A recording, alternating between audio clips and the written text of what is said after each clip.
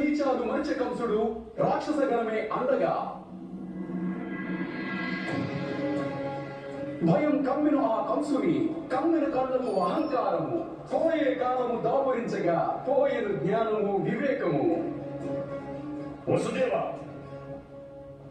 గోకులంలోని యాదవ శ్రేష్ఠుడు నీకు మిత్రుడా? నీవేమి తెలుసుకోవాలనుకుంటున్నావు కంస? వారి పుత్రుడు గోవర్ధన పర్వతాన్ని వేరుతో ఎత్తాడట.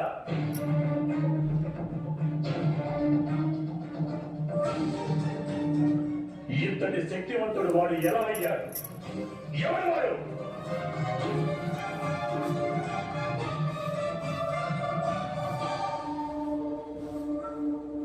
వాడు మహాపుత్రుడేమోనని నీకు సందేహం అగ్రజ.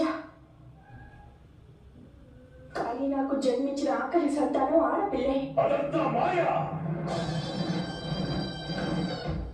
నా కళ్ళలో దుమ్ము కొట్టడానికి నీవు నీ గర్భం నుండి మాయకు జన్మనిచ్చావు.